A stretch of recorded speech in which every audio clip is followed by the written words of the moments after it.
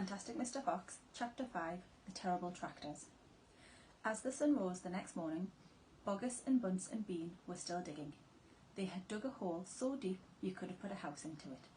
But they had not yet come to the end of the fox's tunnel. They were all very tired and cross.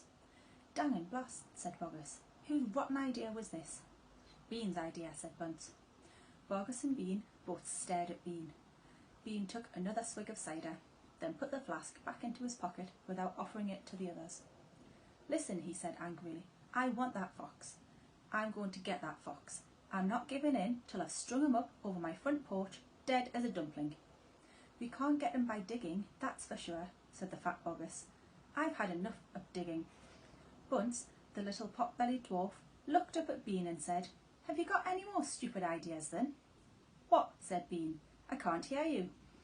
Bean never took a bath. He never even washed. As a result, his ear holes were clogged with all kinds of muck and wax and bits of chewing gum and dead flies and stuff like that. This made him deaf. "Speak louder," he said to Bunce, and Bunce shouted back, "Got any more stupid ideas?" Bean rubbed the back of his neck with a dirty finger. He had a boil coming there and it itched. "What we need on this job," he said, "is machines, mechanical shovels. We'll have him out in 5 minutes with mechanical shovels." This was a pretty good idea, and the other two had to admit it. "All right then," Bean said, taking charge. "Bogus, you stay here and see the fox doesn't escape.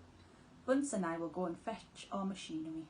If he tries to get out, shoot him quick." The long, thin Bean walked away. The tiny Bunce trotted after him. The fat Bogus stayed where he was with his gun pointing at the foxhole. Soon 2 enormous caterpillar tractors with mechanical shovels on their front ends came clanking into the wood. Bean was driving one, Bunce the other, and the machines were both black. They were murderous, brutal-looking monsters. "Here we go then," shouted Bean. "Death to the fox," shouted Bunce. The machines went to work, biting huge mouthfuls of soil out of the hill. The big tree under which Mr. Fox had dug his hole in the first place was toppled like a matchstick. On all sides, rocks were sent flying and trees were falling and the noise was deafening. Down in the tunnel, the foxes crouched, listening to the terrible clanging and banging overhead. "What's happening, Dad?" cried the small foxes. "What are they doing?" Mr. Fox didn't know what was happening or what they were doing. "It's an earthquake!" cried Mrs. Fox. "Look," said one of the small foxes. "Our tunnel's got shorter. I can see daylight."